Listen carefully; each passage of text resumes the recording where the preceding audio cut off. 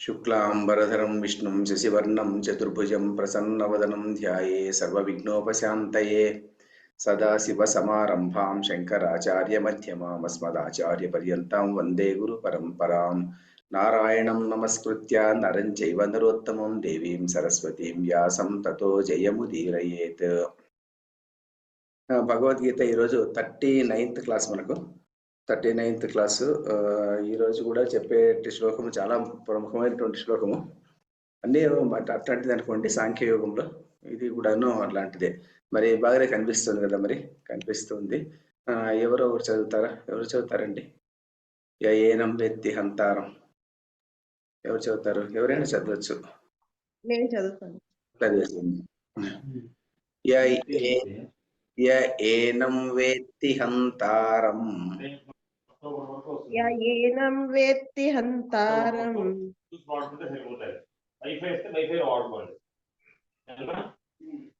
మీది ఏంటంటే మాట్లాడుతుంది. పోన్లేండి, వీళ్ళ కిరణ్ భాయ్ గారు చదువుకుందాం. స్వర్ణం చదివారా ఇంతకాను? కిరణ్ భాయ్ గారు మీరు చదివేస్తారా? వాళ్ళది డిస్టర్బెన్స్ ఉంది, చదివేసేయండి. నాది డిస్టర్బెన్స్ ఉందా సార్? వెనక పక్క ఎవరో మాట్లాడుతున్నారు, లేరా? అదే మాట్లాడు, చదివేండి అయితే. ఏనం వేత్తి హంతారం ఏనం వేత్తి హంతారం. 2 సార్లు మేడం. ఎలా అంటే ఏనం వేత్తి హంతారం ఏనం వేత్తి హంతారం యశ్చైనం మన్యతే హతం యశ్చైనం మన్యతే హతం యశ్చైనం మన్యతే హతం. ఏనం వేత్తి హంతారం యశ్చైనం మన్యతే హతం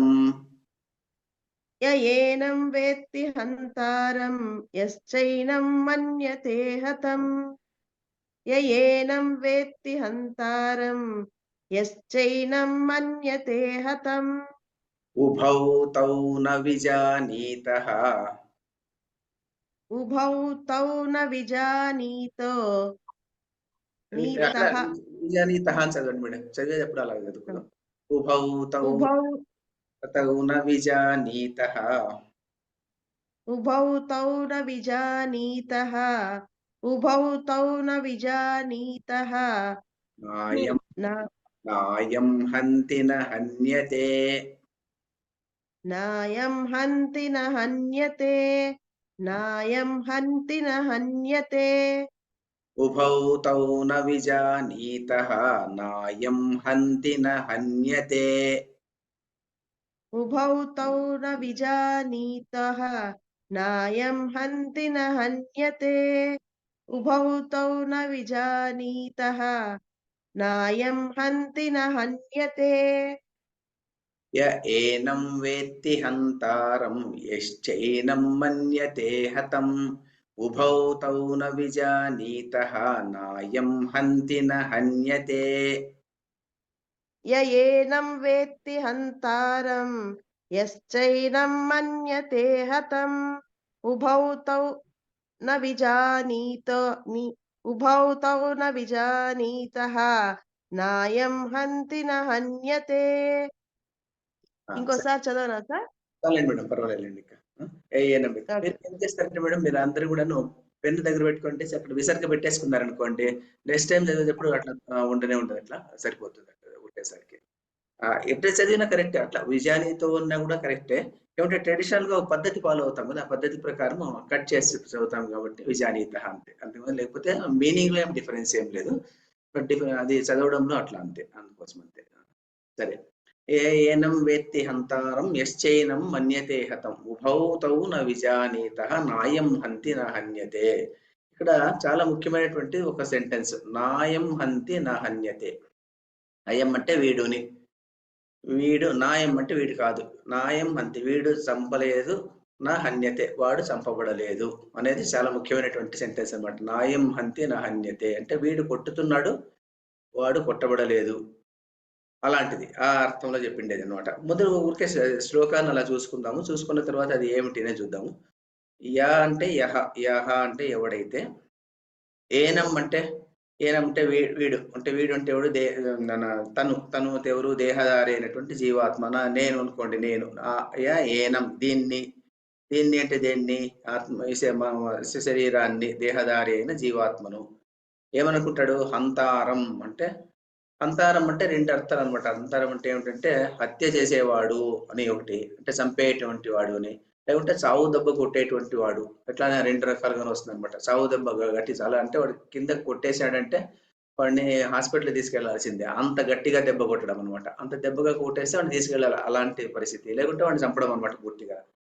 ఎవడైతే నేను ఈ హత్య చేసేవాడిగా నేను చంపుతున్నాను అని ఎవడనుకుంటాడో ఏనం వేత్తి అంటే భావిస్తున్నాడో, అలా భావిస్తున్నాడో, ఎవడైతే అలా భావిస్తున్నాడో, హంతారం నేను హంత అని ఎవరైతే అనుకుంటున్నాడో, హంత అంటే చంపేటువంటి వాడు, కర్త, నేను కర్త, ఈ చంపడము అనేటువంటి ప్రక్రియకు నేను కర్త అని ఎవడైనా అనుకుంటున్నాడో, యహ చ ఏనం, యహ చ ఏనం అంటే ఎవడైతే, చ అంటే మరియుని, యహ చ ఏనం దీన్ని మన్యతే హతం, మన్యతే అంటే అనుకుంటున్నాడో, ఏమని అనుకుంటున్నాడు వాడు, హతం నేను చంపబడుతున్నాను, లేదంటే నేను కొట్టబడుతున్నాను అని ఎవడైతే అనుకుంటున్నాడో, అంటే వీడు కొడుతున్నా అంటే నేను కర్మ అంటే కర్త, నేను I'm receiving the fruits of that action.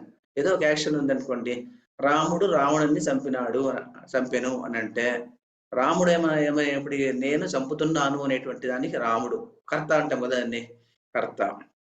రావణుడు ఎవరు, నేను రామునితో చంపబడుతున్నాను అనుకునేటువంటి వాడు రావణుడు, ఆడుతున్న కర్మ. క్రియ ఏమి అంటే మనం తెలిసిండేదే, చిన్నప్పుడు చదువుకున్నటువంటి గ్రామర్ ఇది, రాముడు రావణుని చంపరు. ఇక్కడ కూడా అంతయ్యా ఏనం వేత్తి హంతారం, ఎవడైతే నేను హంత అని అనుకుంటున్నాడో, యహ చ ఏనం ఎవడైతే దీనిని మన్యతే హతం నేను చంపబడుతున్నాను అని వాడనుకుంటున్నాడో, అంటే వీళ్ళిద్దరు ఉభౌ అంటే ఇద్దరు కూడాను, తౌ వారు, ఉభౌ తౌ అంటే ఇద్దరు కూడాను, నా విజానీత తెలిసినటువంటి వాళ్ళు కారు, ఇద్దరు తెలిసినటువంటి వాళ్ళు కాదు. ఇద్దరికే వాళ్ళు చెప్పిండేది ఇద్దరు వాళ్ళు అనుకుంటుండేది తప్పు. అంటే ఏం చెప్తున్నాడు ఇక్కడ అంతే, నాయం హంతి నా హన్యతే, నా అయం హంతి, నా హంతి నేను చంపేవాడు కాదు, అయం అంటే ఈ దేహి, నా హంతి చంపేవాడు కాదు, నా హన్యతే చంపబడేవాడు కూడా కాదు. ఇదండి అర్థము. అంటే ఏమిటంటే ఇక్కడ ఎలా ఉంటుందంటే ఈ శ్లోకము మనం సాధారణంగా మాకు చిన్నప్పటి నుంచి పుట్టి పెరిగినటువంటి వాతావరణంలో ఎలా ఉంటుందంటే సమిష్టి ఆలోచనలో ఎలా ఉంటుందంటే కొన్ని ఆలోచన ధోరణులు ప్రక్రియలు ఉంటాయన్నమాట. ఆలోచన ధోరణి ఇది ఇలాగా ఉంటుంది అని చెప్పి పుట్టినప్పటి నుంచి అది అలాగే మూసగా అలవాటు పడిపోయింటాం అనమాట. అలవాటు పడిపోయి ఏమైపోతుందంటే అది ఒక దీన్ని మనం ఎవడైనా మనతో కొట్టాడు అని మనం అనుకుంటాం అనమాట. కొడతాము, తర్వాత వాడిని కొట్టడానికి కూడా ప్రయత్నం చేస్తాం అనమాట. వాడు నన్ను కొట్టినాడు అని వాడి మీద కక్ష తీర్చుకునేదానికి కూడా ప్రయత్నం చేస్తుంటాము. దీనికంతా ఎందుకంటే సమిష్టిగా అందరూ అలాగే ఆలోచన చేస్తారనమాట. ఒకడిని కొట్టాడంటే వీడు వాడిని కొట్టాడు, వాడు కొట్టబడినాడు అని అనుకుంటాం అనమాట. కానీ ఇక్కడ ఏం చెప్తుందంటే భగవద్గీత, వాడు కొట్టలేదు, వీడు కొట్టబడలేదు అని చెప్తాడు అనమాట. దీన్ని ఎలా అర్థం చేసుకునే చెవుడు అంటే ఏమిటంటే, సల్మాన్ ఖాను అదేమో యాంటీలోప్ అనేటువంటి ఆ జంతువును కొట్టలేదు, అది కొట్టబడలేదు అంటాం అనుకోండి, ఎలా ఉంటుంది. కాబట్టి ఈ శ్లోకాన్ని అర్థం చేసుకోవడం చాలా కష్టం అనమాట. చాలా కష్టం అంటే విలక్షణమైనటువంటి శ్లోకం అనమాట. విలక్షణమైనటువంటి శ్లోకం అంటే ఎందుకు చెప్తారంటే, దీన్ని అలా చెప్పినప్పుడు సాధారణంగా మనం అందరూ అనుకునే ఆలోచన ధోరణులకు పద్ధతులకు వ్యతిరేకంగా చెప్తుంది అనమాట భగవద్గీత. అంటే సాధారణంగా మనం అనుకుంటున్నాం అనుకోండి, సూర్యాస్తమయం అయిపోయింది అంటాం అనుకోండి. అయితే మనకేం తెలుసు, శాస్త్రం ప్రకారం ఏం తెలుసు, సూర్యునికి అస్తమయం లేదు. ఎందుకంటే సూర్యుడు ఎప్పుడూ ఉన్నటువంటి వాడు, సూర్యుడు తిరగడం అన్నమాట. సూర్యుడు కాన్స్టాంట్ గా ఉండేటువంటి భూమి తిరుగుతూ ఉంటుంది కాబట్టి సూర్యునికి అస్తమయం అనేది ఏం లేదనమాట. ఇక్కడ లేకపోతే ఇంకో వైపు ఉంటాడు అనమాట. అయినప్పుడు కూడా మనం ఏమనుకుంటున్నాము, సూర్యాస్తమయం అయింది, మన కళ్ళతో కనిపించేది మాత్రమే చూసి అది నిజం అనుకుంటున్నాం అనమాట. కానీ నిజం వేరే ఏమిటి అంటే సూర్యునికి అస్తమయం లేదన్నమాట. అలాగే అది శాస్త్రం చెప్తుంది. ఇది లౌకికంగా మన కళ్ళు చెప్పేటువంటి విషయం సూర్యాస్తమయం అయింది. ఇది కూడా అంతే, వీడు కొట్టుచున్నాడు, వాడు కొట్టబడుచున్నాడు అన్నటువంటి అంశము సాధారణంగా మనకు కనిపించేటువంటిది అనమాట. కానీ అది కాదు, రెండు మిథ్యనే అని చెప్తుంది అనమాట. ఇది భగవద్గీత చెప్తుంది అనమాట. ఇది ఎందుకు చెప్తున్నాడు దీన్ని అంటే, దీన్ని ఎందుకు చెప్తున్నాడు అంటే శ్రీకృష్ణుడు మొట్టమొదటిగా ఈ నేపథ్యం కూడా చూసుకోవాలన్నమాట. ఎందుకంటే శ్లోకము సడన్ గా ఏదో వచ్చింది అనుకోండి, ఆ శ్లోకానికి కనెక్షన్ ఏమిటి అనేది మనకి తెలియాలి కదా. ఆ కనెక్షన్ ఏమిటి అనేది ఏమిటంటే దాన్ని అవతారిక అంటారనమాట. ఎందుకు కృష్ణ ఈస్ టెలింగ్. ఎందుకు కృష్ణుడు ఈ శ్లోకాన్ని చెప్తున్నాడు? ఇంత ముందు శ్లోకంలో ఏం చెప్పాడంటే, ముందు శ్లోకంలో ఏం చెప్పాడు దాన్ని ఒక చదువుకున్నాం కదా అన్న, అదేమి శ్లోకం చెప్పుకున్నాం మనం. ఇది అంతవంత ఇమే దేహ నిత్యశోక్త శరీరణ అనాశినో అప్రమేయస్య తస్మాత్ యుద్ధస్వ భారత అని. యుద్ధం అందువల్ల నీవు కర్తవ్యానికి విమూఢుడు కావద్దు, నీ కర్తవ్యం నువ్వు చెయ్యి. అంతవంత ఇమే దేహ, ఈ దేహములు నేను అంతవంత ఎప్పుడైనా అయిపోయేటివి, నాశనం అయిపోయేటివి. కానీ ఇదేమైపోతుంది, నిత్య శరీరీ అయినటువంటి వాడు నిత్యుడు, అనాశినుడైనటువంటి వాడు, అప్రమేయుడు అని చెప్పేసి ప్రమాణాలకు అందనటువంటి వాడు ఇంత ముందు శ్లోకంలో చెప్పాడు అనమాట. ఎవరు ఆత్మతత్వాన్ని గురించి చెప్పడంలో.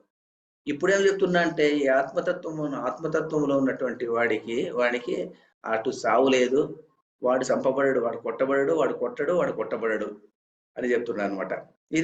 దీన్ని ఎలా అంటే, దీన్ని సాధారణంగా ఇలాంటి శ్లోకాలన్నిటి నేను ప్రొఫౌండ్ మీనింగ్ ఉంటుంది అనమాట. దీనికి అంతర్గర్భితంగా చాలా గొప్ప మీనింగ్ ఉంటుంది. చూడడానికి సింపుల్ సెంటెన్స్ ఉంటుంది అనమాట. ఇలాంటి శ్లోకాలను ఎందుకు చెప్తున్నాడు శ్రీకృష్ణుడు అంటే, అరే నీవు అర్జున చూడు, నువ్వు భీష్ముడు, ద్రోణుడు అలాంటి వాళ్ళందరినీ నేను చంపుతున్నాను, వాళ్ళు నాతో చంపబడుతున్నారు నువ్వు అనుకుంటున్నావు కాబట్టి, కానీ నువ్వు చంపడం లేదు, వాళ్ళు చావడం లేదు అని చెప్తున్నాడు అనమాట ఇక్కడ. అంటే ఇక్కడ దీన్ని చెప్పడంలో ఇంకోటి ఏం చెప్తున్నా అంటే, శ్రీకృష్ణుడు విలక్షణంగా ఏం చెప్తున్నా అంటే, చూడు ఈ చెప్పేటువంటి శ్లోకం ఏమిటంటే, శ్లోకం అంటే ఇప్పుడు మనం చెప్పినటువంటి శ్లోకం, ఏనం వేత్తి హంతారం యశ్చైనం మన్యతే హతం ఉభౌతౌ న విజానీతః నాయం హంతి న హన్యతే అన్నటువంటి శ్లోకము సేమ్ సిమిలర్ డిటో శ్లోకము చిన్న చిన్న పద విభేదంతో కఠోపనిషత్తులో మనకు కనిపిస్తుంది. కఠోపనిషత్తులో 18వ శ్లోకము, అలాగే మళ్ళీ వచ్చే శ్లోకం కూడా కఠోపనిషత్తులో 19వ శ్లోకం అనమాట. ఈ రెండు శ్లోకాలను ఉదాహరించి శ్రీకృష్ణుడు తీసుకొని చెప్తున్నాడు అనమాట. అంటే శ్రీకృష్ణుడు ఎందుకు ఆ రెండు శ్లోకాలు అంటే, కఠోపనిషత్ యాజ్ ఇట్ ఈజ్ ఉన్నటువంటి శ్లోకాన్ని అలాగే తీసుకునేసేసి ఆ శ్లోకంలో ఉన్నటువంటి, ఎందుకంటే భగవద్గీతసు ఉపనిషత్సు బ్రహ్మ విద్యాయం యోగ శాస్త్రే అని మనం చెప్పుకుంటాం కదా, కాబట్టి ఇది ఎన్నో ఉపనిషత్తుల సారాంశం భగవద్గీత. ఇక్కడ ఏం చేసినాడంటే, ఇంతవరకు చెప్పిందంతా ఉపనిషత్తుల సారం చెప్పుకుంటూ వచ్చినాడు. ఇప్పుడు ఉపనిషత్తునే కోట్ చేస్తున్నాడు అనమాట, చిన్న చిన్న పదభేదంతో. నేను ఎందుకు కోట్ చేస్తున్నాడు శ్రీకృష్ణుడు అనే ఒక ప్రశ్న ఇక్కడ. మొదటి ఈ శ్లోకం అర్థం చేసుకునే దానికి ముందు ఎందుకు ఆయన చెప్తున్నాడంటే, చూడయ్యా అర్జున, ఇది నేను ఇంతవరకు ఏమో నీకు చెప్పుకుంటూ వచ్చాను, కానీ చూడు ఆ వేద ప్రమాణం కూడా అలా ఉంది. ఉపనిషత్తు కఠోపనిషత్తు వేదంలో ఉన్నటువంటి భాగం కదా, కాబట్టి వేదాల్లో ఉన్నటువంటి ఉపనిషత్తులు ఉపనిషత్తులన్నీ ఏం చెప్తారంటే వేదాంతములు అంటాం అనమాట. వేదం యొక్క అంతములో ఉండేటువంటి ఒక్కొక్క వేదానికి ఒక్కొక్క ఉపనిషత్తు, కొన్ని ఉపనిషత్తులు, ఒక్కొక్క వేదంలో కొన్ని ఉపనిషత్తులు. అలా వెళితే ఎన్నో ఉపనిషత్తులు ఉన్నాయన్నమాట. దశోపనిషత్తులు ఈశాకేన కట్ట ప్రశ్న ముండ మాండూక్య తిత్తిరిహ అనే వస్తాయన్నమాట ఆ దశోపనిషత్తులు. అవి కాకుండా ఇంకా కొన్ని ఉపనిషత్తులు, 108 ఉపనిషత్తులు. కానీ ప్రముఖమైనటువంటి ఉపనిషత్తులు 10 అన్నమాట. ఈశాకేన కట్ట ప్రశ్న ముండ మాండూక్య తిత్తిరి ఐతరేయం చాందోగ్యం బృదారణ్యకస్తదా అని చెప్పేసి ఒక శ్లోకం. దాని ప్రకారం ఇన్ని ఉపనిషత్తులు ఉన్నాయి. దాంట్లో ఒక ఉపనిషత్తులు ఉండే శ్లోకాలను యాజ్ ఇట్ ఈజ్ తీసుకొని వచ్చి ఇక్కడ శ్రీకృష్ణుడు చెప్తున్నాడు. ఎందుకు చెప్తున్నాడు అంటే, చూడయా, వేదము ప్రమాణము అని చెప్తారు కదా, వేదము ప్రమాణం, శృతి ప్రమాణము అంటాం దాన్ని. శృతి స్మృతి అనే రెండు ఉన్నాయండి. ఇది మనం సాధారణంగా తెలిసిండొచ్చు దీన్ని యాక్చువల్ గాను, అయినప్పటికీ కూడా చెప్తుండేది ఎందుకంటే తెలియకుండా పోయి కూడా తెలుసుకోవచ్చు అనమాట. శృతి అంటే ఏమిటంటే దట్ విచ్ ఈజ్ హర్డ్ అని. శృతి అంటే వేదాలు ఎలా వచ్చాయి మనకు అంటే, వేదాలు మనకు ఆ వేదాలను కొంతమంది ఋషులు ఉన్నటువంటి వాళ్ళు ద్రష్టలు ఉంటాం అనమాట. ద్రష్టలు ఉంటే దర్శించినారంటే వాళ్ళు అలా కూర్చొని మెడిటేట్ చేస్తూ ఎన్నో వేల సంవత్సరాలు అట్లా మెడిటేట్ చేస్తుంటే ఆన్ సర్టన్ ఇష్యూ, ఊరికే తపస్సు చేయడం కాదనమాట, మెడిటేషన్, ఏదో సమ్ ఇష్యూ మీద వాళ్ళు అలాగే మెడిటేట్ చేసుకుంటూ వెళ్తుంటే వాళ్ళు దర్శిస్తారనమాట. ఎక్కడ దర్శిస్తారంటే మనకి ఎక్కడంటే ఆ అంతరిక్షంలోనే వాళ్ళు దర్శిస్తారు, మంత్రాన్ని దర్శిస్తారనమాట. మంత్రాన్ని దర్శించి వాళ్ళు ఏం చేస్తారంటే, దాన్ని దర్శించినారు కాబట్టి దాన్ని అపౌరుషేయములు అంటారు. ఎప్పుడు వేదాలను ఎవరు రాయలేదన్నమాట, వాళ్ళు దాన్ని అలా దర్శించారు. దర్శించిన దాన్ని వాళ్ళు చెప్పారు. అంటారు, చెప్పి దాన్ని మళ్ళీ గ్రంథస్థం కావడం అదంతా వేరే విషయం ఇదనమాట. శృతి అంటాం, that which is heard by some people who are on meditation path. ఆ మెడిటేషన్ పాత్ లో ఉన్నటువంటి వాళ్ళు దాన్ని వినను కూడా వినలేదనమాట, దాన్ని దర్శించారు. అలా దర్శించి రాసినటువంటి వేదాలు అనమాట. కాబట్టి అది శృతి ప్రమాణము ఉంటాం. అది బ్రహ్మదేవుని దగ్గర నుంచి వచ్చింది అని చెప్తారు. వేదాలను నేను బ్రహ్మదేవుని దగ్గర నుంచి, ఆ శివుని యొక్క ఢంకారం నుంచి వచ్చింది అని అలా చెప్పుకుంటారు అనమాట. కాబట్టి ఇది శృతి ప్రమాణము. కాబట్టి నేను చెప్పేదేమో కొత్తగా చెప్పడం లేదయ్యా నీకు. నేను చెప్తుండేది ఏమిటంటే శృతి ప్రమాణాన్నే నీకు చెప్తున్నాను చూడు విను అని చెప్పేసి కఠోపనిషత్తులోని మంత్రాలు ఇక్కడ చెప్తున్నాడు అనమాట. అందుకోసము ఈ 2 శ్లోకాలు అంటే ఏనం వేత్తి హంతారం తర్వాత వచ్చే శ్లోకం. ఈ 2 శ్లోకాలను కలిపి 2 శ్లోకాలకే మూలోపనిషత్తు అంటామనమాట. మూలోపనిషత్తు అని చెప్తారనమాట. అంటే ఇది ఒక ఉపనిషత్తు. ఈ 2 శ్లోకాలే ఒక ఉపనిషత్తుతో సమానమైనటువంటి స్థాయికి ఉన్నటువంటి 2 మంత్రాలు అని చెప్పేసి ఇవి 2. సో అది ఏంటనమాట. ఈ 2 శ్లోకాల్లో ఇది చెప్తున్నాడు. ఇంకొక విధంగా ఎందుకు చెప్తున్నాడు? పోనీ అదే శ్లోకమే చెప్పేసి కదా మరి. ఆ శ్లోకంలో ఎందుకు మార్పులు చేశాడు? ఎందుకు మార్పులు చేశాడు శ్రీకృష్ణుడు అంటే దానికి ఒక కారణం చెప్తారు. ఎందుకంటే వేదాలు చదవడానికి స్వరబద్ధంగా చదవాలి దాన్ని. కొంచెం కూడా మిస్టేక్ పోయేదానికి లేదనమాట. అనుదాత్తము, ఉదాత్తము అన్ని పెట్టుకునేసి ఖచ్చితంగా అదే పద్ధతిలో చెప్పాలి. చెప్పుకుంటూ పోతే కన్నా వేదం సరిగ్గా చెప్పలేదు అని చెప్తారనమాట. ఇక్కడ శ్రీకృష్ణుడు ఎందుకు చెప్తుండంటే ఇక్కడ భగవద్గీతను అనేటువంటిది సాధారణ మానవుని కోసం చెప్పేటువంటి ప్రయత్నం ఇది. కాబట్టి సాధారణమైనటువంటి మానవుడు మనలాంటి వాళ్ళు, మన వేదం చదివేది రానటువంటి వాళ్ళు ఎవరైనా ఉంటే వాళ్ళకి మరి అలాంటిది ఆ వేదంలోని మంత్రమే అలా చెప్తే వాళ్ళు చదవడం తప్పు చదివే పాజిబిలిటీ ఉంది కదా. అందువల్ల ఏం చేశాడంటే ఇతను అలా కాకుండా మార్చి ఏం చేశాడంటే చిన్న చిన్న పదాలు 2, 3 పదాలు మార్పుంది అంతే. మార్చేసేసి అదే శ్లోకాన్ని చెప్పి దీన్ని ఎలాగైనా చదువుకో పర్వాలేదు. దీన్ని నీవు ఏం చేస్తావంటే నేను చదువుకునేసి అర్థం చేసుకొని దాన్ని జీర్ణించుకో అని చెప్పడం కోసము అదే అర్థము, అదే శ్లోకము చిన్న చిన్న మార్పులతో శ్రీకృష్ణుడు చెప్పినాడు అని చెప్పేసి సాధారణంగా చెప్తారనమాట. సో ఏనం వేత్తి హంతారం యశ్చేనం మన్యతే హతం. ఎవడైతే నేను చంపుతున్నాడు అనుకునేటువంటి వాడు, ఎవరైతే నేను చంపబడ్డాను అనుకునేటువంటి వాడు, ఇద్దరు తెలిసినటువంటి వాళ్ళు కాదు, జ్ఞానులు కారు వాళ్ళు ఇద్దరును. అయం హంతి నా హన్యతే, అయం హంతి అని అనుకునేటువంటి వాడు, అయం హన్యతే అనేటువంటి వాడు నేను చంపుతున్నాను, నేను చంపబడుతున్నాను అనేటువంటిది తప్పు, మిథ్య. వీడు కొట్టడం లేదు, వాడు కొట్టబడడం లేదు, వీడు చంపడం లేదు, వాడు చంపబడడం లేదు అని చెప్పాడు అనమాట. మరి ఏమిటి చెప్పడం? నేను చంపబడడం లేదంటే మరి ఎలా అర్థం చేసుకోవడం? అర్జునుడు బాణం వేశాడు, భీష్ముడు పడిపోయాడు అనుకోండి, ద్రోణుడు పడిపోయాడు, ఇంకెవరెవరు పడిపోయారు. మరి ఇతను చంపలేదు, అతను చంపించబడలేదు అంటే ఎలా దీన్ని అర్థం చేసుకోవడము అనేదానికే ఇక్కడ ఉండేదన్నమాట. ఇక్కడ దీంట్లో ఉండేటువంటి భావం అనమాట. ఇక్కడ ఎందుకు చెప్తున్నారంటే దీన్ని, ఈ క్రియ ఉంది కదా, అంటే ఈ నేను చంపుతున్నాను అన్నప్పుడు నేను కర్త, చంపబడుతున్నాను అన్నప్పుడు నేను కర్మ, దాని రిసీవర్ ఆఫ్ దట్ ఫ్రూట్. కొన్ని సందర్భం క్రియ ఒకటే అనమాట. క్రియ ఏమిటి? ఆ చంపడము అన్నటువంటిది క్రియ అన్నమాట. ఈ చంపడము అన్నటువంటి క్రియను ఒకడు చేస్తున్నాను ఒకడు అనుకుంటున్నాడు, ఒకడు నేను దాన్ని అనుభవిస్తున్నాను నేను కూడా అనుకుంటున్నాడు అనమాట.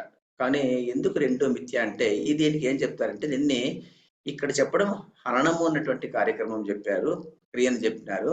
కానీ ఇది ఒక ఉపలక్షణం మాత్రమే. దీన్ని అన్ని క్రియలకు అప్లై చేసుకోవాలి. సమస్తమైనటువంటి క్రియలకు కూడాను ఈ పర్టికులర్ సూత్రాన్ని నీవు అన్వయించుకోవాలి అని భగవద్గీత సారాంశం. ఏమిటి ఎలా?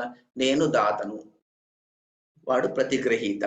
నేను ఇస్తున్నాను, వాడు తీసుకుంటున్నాడు. నేను భోజనం పెడుతున్నాను, వాడు తింటున్నాడు. నేను ఈ సంసారాన్నంతా పోషిస్తున్నాను, వాళ్ళంతా పోషించబడుతున్నారు. నేను ఆఫీసులో ఈ ఉద్యోగం అంతా నేనే చేస్తున్నాను, నా వల్లనే ఇదంతా జరిగిపోతుంది, అందువల్లనే జరుగుతుంది అని అనుకునేటివి. ఇవన్నీ ఏమిటంటే ఇవన్నీను ఇలాంటి అన్ని క్రియలకు ఈ సూత్రం అప్లై అవుతుంది. నాయం హంతి నా హన్యతే. ఇప్పుడు హననం ఉన్నటువంటి క్రియను మాత్రం ఇక్కడ చెప్పినాము.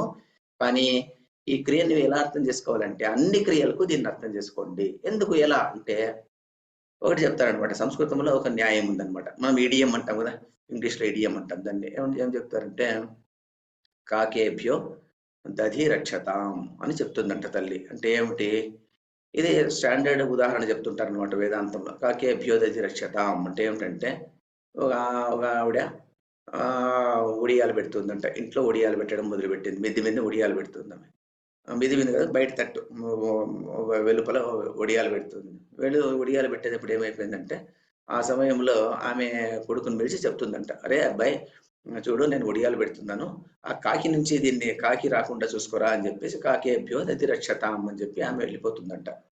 వీడు కూర్చుంటాడంట. కూర్చున్న తర్వాత వీడేం చేస్తాడంట, కాకి వస్తే తోలేస్తుంటాడంట, కానీ పిల్లి కుక్క వస్తే ఊరికే ఉంటాడంట. అలా కాదనమాట. అంటే కాకి అన్నటువంటి దానికి పదానికి అర్థం ఏమిటంటే ఇక్కడ కాకి, పిల్లి, కుక్క వగైరా వగైరా వగైరా ఏమేమి ఉన్నాయో వాటన్నిటికీ ఆ సూత్రం అప్లై అవుతుంది అని. అంటే నీవు వచ్చినప్పుడు ఏదొచ్చినప్పటికీ కూడా దాన్ని తోయేరా బయటికి అని చెప్పేదాన్ని మనకి కాకేభ్యో దధి రక్షతాం అని చెప్పింది. అంతేగాని అలాగే ఇక్కడ నాయం హంతి నా హన్యతే అంటే నేను కొట్టుచున్నాను వాడు కొట్టబడుతున్నాడు అని ఒకటే అర్థం చేసుకోవద్దండి. నేను దాతను వేరే ఒకటి తీసుకుంటున్నాను అనేది కూడా అక్కడ అర్థం వస్తుంది. నేను ఏదో ఇస్తున్నాను ఇంకొకటి తీసుకుంటున్నాడు అనేది అది కూడా వస్తుంది. నేను పోషిస్తున్నాను ఇంకొకటి పోషించబడుతున్నాడు, ఇవన్నీ కూడా క్రియలన్నీ అందులో ఇమిడిపోతాయి అని చెప్పేసి భగవంతుడు చెప్పేటువంటి సారాంశం అన్నమాట. ఇప్పుడు దాత అనుకోండి, నేను దానం ఇస్తున్నాను, వాడు దానం తీసుకుంటున్నాడు. ఇప్పుడు ఏమైపోయింది ఇక్కడ, నేను కర్త, వాడు వచ్చేసి కర్మ, వాడు రిసీవర్ తీసుకుంటున్నాడు. నేను ఫలానా వాడికి, వాడు చాలా బీదగా ఉండేటువంటి వాడండి, నేను 10 సంవత్సరాల క్రితం వాడికి 5 ఎకరాల భూమిని దానం చేశాను, అందువల్లనే ఇప్పుడు బాగున్నాడు అని ఇప్పటికి కూడా వీడు అనుకుంటుంటాడు అనమాట. ఎవడు కర్త. అంటే ఇక్కడ ఒకటి ఆలోచన చేయాల్సింది ఏమంటే, స్థూల దృష్టిలో ఎలా ఉంటుందంటే, స్థూల దృష్టి అంటే ఆపరెంట్ గా మనకి అనిపిస్తుంది అంటే, వీడు ఇచ్చాడు వాడు తీసుకున్నాడు, వీడు దాత వాడు గ్రహీత ప్రతిగ్రహీత అనుకుంటాం. కానీ సూక్ష్మంగా మనం ఆలోచన చేస్తే, వీడు ఏమిచ్చాడు, వీడు భూమి ఇచ్చాడు. మరి భూమి ఇచ్చినప్పుడు ఆ భూమి వీడు పుట్టక ముందే ఉందా భూమి, లేకుంటే భూమి వీడి తర్వాత వచ్చిందా? భూమి వీడి తర్వాత వచ్చిందా, లేకుంటే భూమి వీడికన్నా ముందు ఉందా? వీడికన్నా ముందు ఉన్నటువంటి భూమిని భూమిలోకి వీడొచ్చాడు కానీ వీడిలోకి భూమి రాలేదు, వీడిది కానే కాదనమాట. ఉన్నది అలాగే ఉంది. ఉన్నదాన్ని వీడేదో ఇచ్చినానని వీడు అనుకుంటున్నాడు, వాడేదో తీసుకుంటున్నాడు అని వాడు అనుకుంటున్నాడు. కానీ ఇచ్చింది ఏమీ లేదనమాట. అక్కడ భూమి ఎక్కడ ఉండాలనో అక్కడే ఉంది. ఏ ఊర్లో ఉండాల్సిన భూమి అక్కడే ఉంది, కానీ ఆ భూమి ఇక్కడికి రాలేదు, ఎక్కడికి రాలేదు అనమాట. ఆ భూమి అక్కడే ఉందనమాట. వీడు ఇచ్చాను అనుకుంటున్నాడు. అందుకోసమే తెలుగులో ఒక పద్యం ఉందనమాట, అది ఎవరో రాశారనమాట. భూమి నాది అన్న భూమి పక్కున నవ్వు అని. అంటే భూమి నవ్వుతూ ఉంటుందంట. మనం ఏమనుకుంటామంటే ఇది నాది అని ఒక బోర్డు వేసి పెట్టుకుంటామంట దాని మీద. దీన్ని నేను దానం చేశాను అని చెప్పేసి ఇంకొకరికి రాస్తామంట. అప్పుడు అన్ని సందర్భాల్లోనూ ఆ భూమి నవ్వుకుంటూ ఉంటుందంట. ఏ పిచ్చివాడా వీడు, నేను ఇక్కడే ఉన్నాను, నన్ను ఇవ్వడం ఏమిటి, వాడు తీసుకోవడం ఏమిటి అని చెప్పేసి. ఎందరో రాజులు వస్తుంటారు పోతుంటారు అనమాట. ఎందరో రాజులు వస్తుంటారు, ఇది నాది అనుకుంటుంటారు, కానీ వాడిది కాదన్నమాట. అది వాడిది కాదనటువంటిది వాది అనుకుంటున్నాడు. అందువల్ల భగవద్గీత సారము అని చెప్పేసి చిన్న చిన్న కార్డులు చేసి జ్యువెలర్ షాప్ అట్లా చోట పెట్టుకుంటారు అనమాట. ఏమిటంటే, నువ్వు ఇచ్చింది ఏమిటి, నువ్వు తీసుకునేది ఏమిటి, ఈ ప్రకృతిలో ఉన్న వస్తువునే నువ్వు ఇచ్చావు, ప్రకృతిలో ఉన్న వస్తువును నువ్వు తీసుకున్నావు, అంతేగాని నువ్వు కొత్తగా క్రియేట్ చేసింది ఏది లేదు కదా అక్కడ.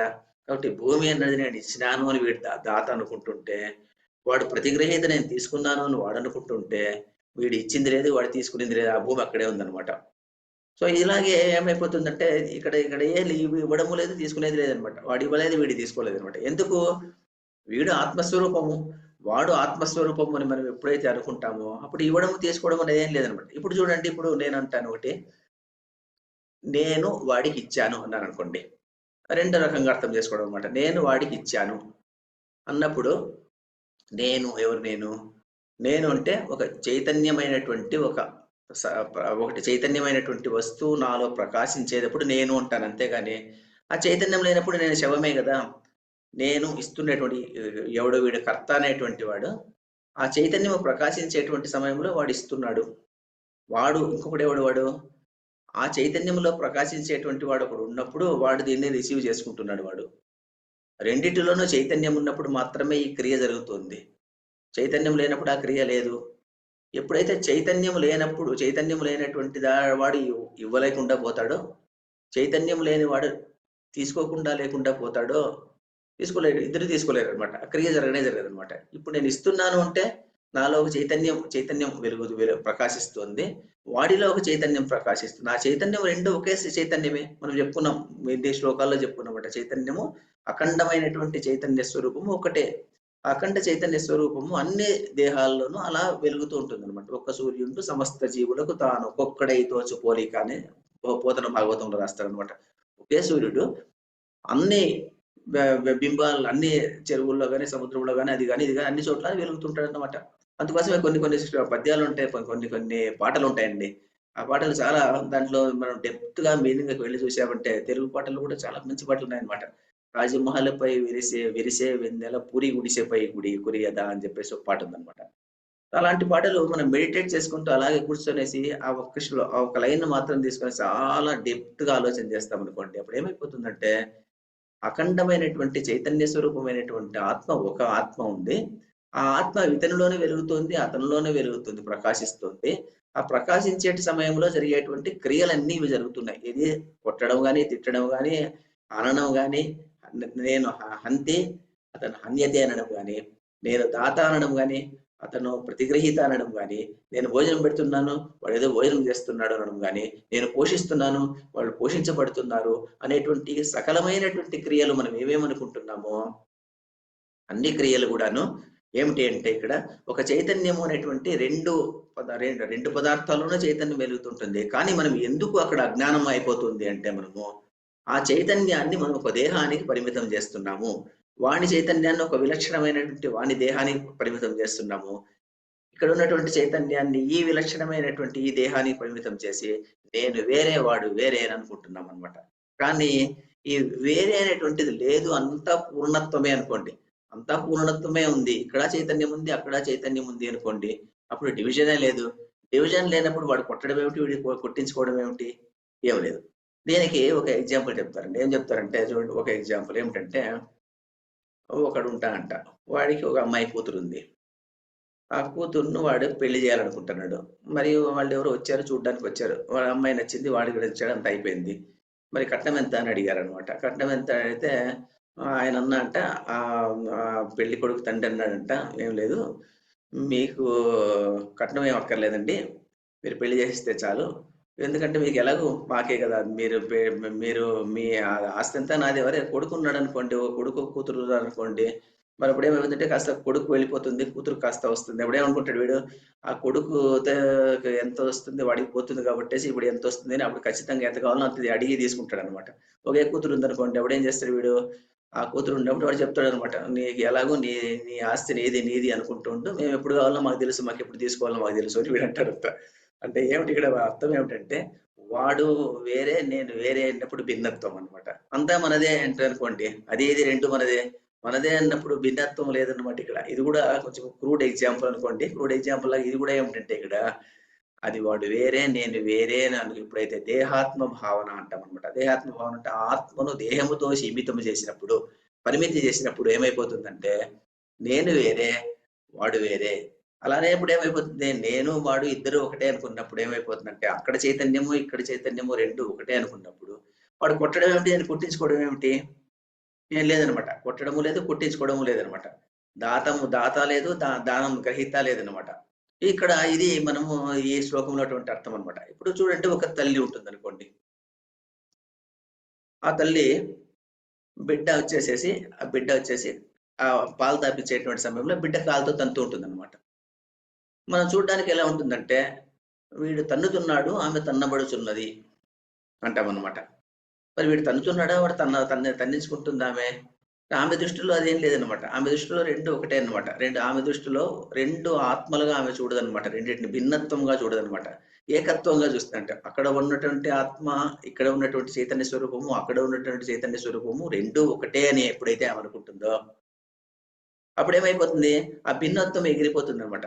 భిన్నత్వంలో ఒక ఏకత్వం ఉంటుందన్నమాట. కాబట్టి ఏకత్వం ఎప్పుడైతే ప్రకాశిస్తుందో అప్పుడు వారు వేరే అనేది లేదు, నేను వేరే అనేది లేదనమాట. రెండు ఒకటే.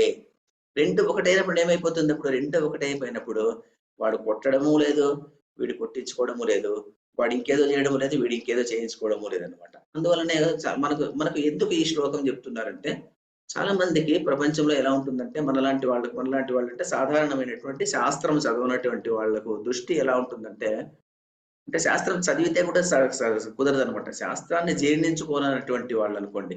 చాలా మంది భగవద్గీత కొంతమంది చదివింటారు. చదివినప్పటికీ కూడా ఈ సత్యాన్ని జీర్ణించుకోనలేనటువంటి వాళ్ళు. అంటే ఏదో చెప్పి విద్వత్తుగా ఏదో కొన్ని మాటలు మాట్లాడడం కాకుండా దాన్ని అనుభవంలోకి తెచ్చుకున్నటువంటి వాళ్ళు కానటువంటి వాళ్ళు ఎవరైనా ఉంటారనుకోండి. వాళ్ళు ఎలా ఆలోచన చేస్తారంటే సాధారణంగాను భిన్నత్వంగానే ఆలోచన చేస్తారనమాట. భిన్నత్వంగా ఆలోచన చేసి అది వేరే, ఇది వేరే అని అనుకుంటుంటారనమాట. అందువల్ల ఏమైపోతుందంటే ఇక్కడ ఆ డైకాటమీ అనేది వచ్చేస్తుంది. డైకాటమీ వచ్చేసేప్పుడు ఏమైపోతుందంటే వాడు వేరే, నేను వేరే అని అనుకుంటున్నాడు. కానీ అలా కాకుండా భిన్నత్వం లేకుండా ఏకత్వాన్ని ఎవరైతే చూడగలుగుతారో, అంటే the infinite is being exhibited in a single object అనుకోండి. అన్ని చోట్ల ఇన్ఫినిట్ అనేది ప్రకాశిస్తూనే ఉంది.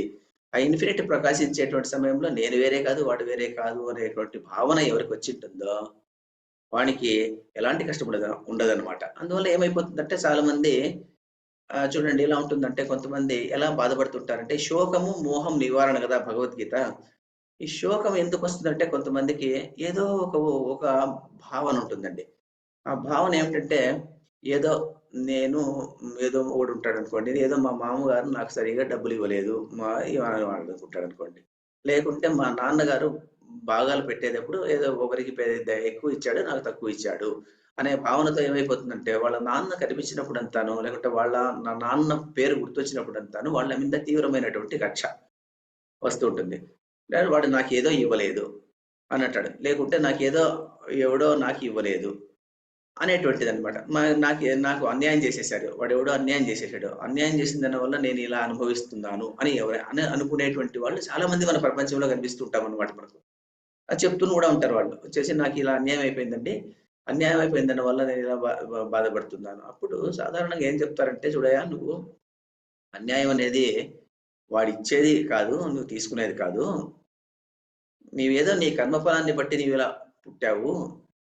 నీవు ఏదో అంబానీ ఇంట్లో పుట్టావనుకోండి. అంబానీ ఇంట్లో పుట్టావంటే నీ నీ పూర్వజన్మ సుకృతం వల్ల నువ్వు అక్కడ పుట్టావు. అంతేగాని నీకేమో భగవంతుడు ఇచ్చింది లేదు, తీసుకునింది ఏం లేదనమాట. ఆ సుకృతం వల్ల నీవు అక్కడ అనుభవించడానికి నీకు యోగ్యత ఉంది కాబట్టి నువ్వు అక్కడ పుట్టావు. ఇంకొకటి పేదవాడిగా ఎందుకు పుట్టాడు? అంటే భగవద్గీతలో కొంతమంది అంటుంటారనమాట. భగవంతుడికి అందరి మీద సమానమైనటువంటి సమత్వం ఉన్నట్టుంటే మరి ఒకడు బీదవాడిగా ఎందుకు పుట్టాడు? ఒకడు ధనవంతుడిగా ఎందుకు పుట్టాడు? కొంతమంది ప్రశ్నలు అడుగుతుంటారనమాట. భగవంతుడు ఏం పుట్టించడం అన్నమాట. మన పూర్వజన్మ సుకృతి వల్ల, అందులో చేసినటువంటి కర్మ ఫలాల వల్ల ఇప్పుడు మనము బాగా ఉంటే మనకొస్తుంది. మనకు లేకపోతే మనకు రాదనమాట.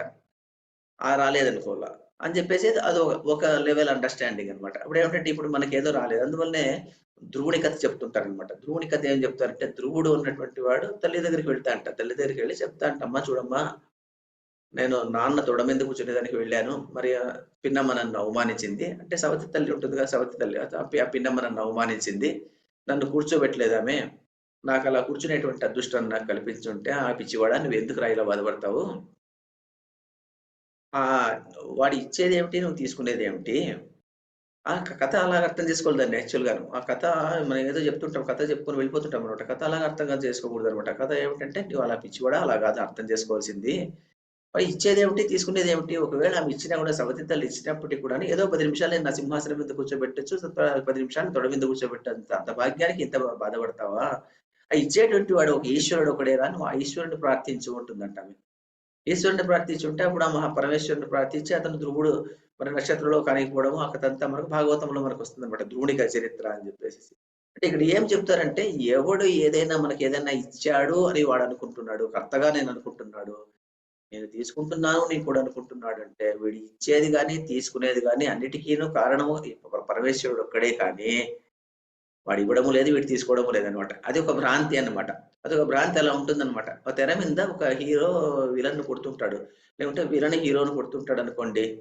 దాన్ని మనము ఆ సినిమాని ఎంజాయ్ చేయాలంటే మాత్రము వాడు వీడిని కొడుతున్నాడు, వీడు వాడిని చూస్తున్నాడు అని భిన్నత్వంలో చూసినప్పుడు మాత్రమే అది మనకు బె అలా మనం ఆ సినిమాని చూసి ఎంజాయ్ చేస్తామనమాట. అలా కాకోకుండా hero play on the light. Play on the light. Villain play on the light. అలా అది కాంతిలో వెలుగుతున్నటువంటి ఒక కిరణ వేసేసి ఇది అని మనం అర్థం చేసుకుంటాం అనుకోండి. అది లేదు, ఇది లేదనమాట. 2 లేదు. 2 కూడా మిథ్యే అన్నమాట. ఈ ప్రపంచం చక్రంలో ఎలా ఉంటుందంటే మనము ఒకసారి మనం అనుకుంటుంటాం అనమాట. నాకేదో ప్రమోషన్ ఇవ్వకుండా వేరే వాడికి ఇచ్చాడు అనుకుంటాం అనుకోండి. అనుకున్నప్పుడు ఆ తెలియని స్థితి ఎప్పుడంటే మనం గీత లాంటివన్నీ తెలియని స్థితి అన్నమాట. ఆ స్థితిలో మనం ఏమనుకుంటామంటే మనకేదో ఎవడో అన్యాయం చేశాడు. మన బాస్ మనకు అన్యాయం చేశాడు అనుకుంటుంటాం అన్నమాట. కానీ ఇక్కడ వాడు అన్యాయం చేసింది లేదు, వీడు అన్యాయం చేయబడింది లేదనమాట. కాలచక్రం ఎలా ఉంటుందంటే చక్రంలో మనం అందరూ తిరుగుతుంటాం అనమాట. తిరిగేటప్పుడు ఒకడు ఒక సందర్భంలో పైకొస్తాడు. ఇంకొకడు ఇంకో సందర్భంలో కిందకి పోతుంటాడు అంతే. కిందకి పోతుంటాడు. అంత కిందకి పోయినానని చెప్పేసి వాడు బాధపడక్కర్లేదనమాట. వాడు మళ్ళీ కిందకి ఎప్పుడో వస్తాడు. వాడేదో పెద్ద పదవికి పోయిన తర్వాత వాడేదో అందులో ఏదో చిక్కులుకుంటాడు అనుకోండి. వాడు కిందకి పడిపోతాడు. మళ్ళీ అప్పుడు మనకు ప్రమోషన్ వచ్చి మనం పైకి ఎక్కినప్పుడు మనం పార్టీ చేసుకుంటుంటాం అనుకోండి. ఏమిటంటే ఇక్కడ చక్రంలో తిరిగేటువంటి సందర్భంలో ఒకడు పైకి పోతుంటాడు, ఒకడు కిందకి వస్తుంటాడు అంతేగాని దీనివల్ల మనము ఆలోచన చేసేటువంటి విషయం ఏమి లేదు. దీనివల్ల మనం పడేటువంటి అవసరం లేదు. బాధపడుతూ కూర్చుంటే ఏమైపోతుందంటే శోకము ఉన్నటువంటిది మనతో ఆవహిస్తూ ఉంటుంది. శోకం ఎందుకు వస్తూ ఉంటుంది అంటే ఆత్మను దేహముతో మనం దేహములో సీమితం చేసినందువల్ల ఈ దేహము నాది అనుకుంటున్నాం అనమాట. దేహం నాదు, దేహం మిథ్య అన్నటువంటిది మనం చదువుకున్నాం. దేహం అన్నటువంటిది పంచభూతాత్మకమైనటువంటిది, పడిపోతూ ఉంటుంది అనమాట. నిత్యం కాదన్నమాట, నిత్యం కాదు. అన్ని దేహాల్లోనే ప్రకాశించేటువంటి చైతన్యం ఒకటే ఉన్నప్పుడు అన్ని చోట్ల సమత్వంగా ఉంటుంది. అన్ని చోట్ల సమత్వంగా ఉన్నటువంటి స్థితిలో వాడు వేరే కాదు, నేను వేరే కాదు అన్నటువంటి సందర్భం ఉంటుంది అనుకోండి. ఆ సందర్భం ఉన్నప్పుడు ఏమైపోతుంది? ఆ సందర్భం ఉన్నటువంటి స్థితిలో మనకు ఈ భేదం ఉండదు. భేదం లేని దాని వల్ల ఏమైపోతుందంటే నాయం హంతిన హన్యతే, నేను హంత కాదు, వాడు హన్యమానుడు కాదు. దీన్ని చూడండి ఎలా ఉంటుందంటే, ఈ శ్లోకాన్ని ఇలాంటి విషయాన్ని వాడు చంపలేదు, వీడు చంపబడలేదు అని చెప్తే దాన్ని సాధారణంగా సులభంగా అర్థం చేసుకోవడం చాలా కష్టం అనమాట. అందువల్లనే వెస్టర్న్ హెమిస్ఫియర్ అనుకోండి. వెస్టర్న్ హెమిస్ఫియర్ అంటే అమెరికా కానీ, యూరోప్ కానీ అలాంటి కంట్రీస్ లో వెళ్ళి మన భారతదేశంలో అనుకోండి, మనం ఎలా కాస్త ఇదంతా పండినటువంటి వాళ్ళం కాబట్టి ఈజీగా అర్థం చేసుకుంటాము. కానీ కొన్ని దేశాలకు వెళ్ళి ఇలా చెప్తే కన్నా what is this fellow talking అనుకుంటాం అనమాట. ఎవడు వీడు పిచ్చివాడి మరి మాట్లాడుతున్నాడు అని చెప్పేసి దీని మీద కొంతమంది అక్కడ ఉన్నటువంటి వాళ్ళు చాలా బాగా అర్థం చేసుకున్నారు అనమాట. చాలా బాగా అర్థం చేసుకునేసి వాళ్ళు ఏం చేశారంటే, వాళ్ళు దీని మీద మంచి రీసెర్చ్ చేసేసి వాళ్ళు కొన్ని పోయమ్స్ రాశారనమాట దీని మీదనే. ఏనం వేనా నాయం హంతిన హన్యతే, this man is not slaying, that man is not being slained అని చెప్పేసి, నాట్ బీయింగ్ స్లైన్ అని చెప్పేసి దాన్ని కొన్ని పద్యాలు రాశారనమాట. పద్యాలను ఇప్పుడు ఒక నిమిషమే ఉంది కాబట్టి నేను ఈ రోజు చెప్పను. వచ్చే శ్లోకంలో దీన్ని కంటిన్యూ చేసుకుంటూ మరి అలాంటి స్థితిని ఎలా అటైన్ చేయాలి? నాయం హంతి నా హన్యతే అని చెప్పడం ఈజీ, కానీ ఆ స్థితిని చేరుకోవడం ఎలా అన్నటువంటి విషయాన్ని కూడా వచ్చే శ్లోకంలో చెప్పుకుందాం. ఈ శ్లోకం ఇక్కడితో ముగిసేసేసి వచ్చే శ్లోకంలో మళ్ళీ ఇదే శ్లోకంలో, ఎందుకంటే ఈ శ్లోకం 4-5 రోజులు చెప్పేంతటి శ్లోకం ఇది, కానీ ఇంకొక రోజు చెప్పుకునేసి మనం దీని మీద మెడిటేట్ చేసుకుంటూ పోతే మనకు బాగా అర్థమవుతుంది అనమాట. దీన్ని అప్పుడు అర్థం చేసుకుందాము. నెక్స్ట్ శ్లోకంలో దీన్ని మళ్ళీ చెప్పుకుందాం దీన్ని. ఇప్పుడు నేను ముగించేసి మాట్లాడుకుందాం.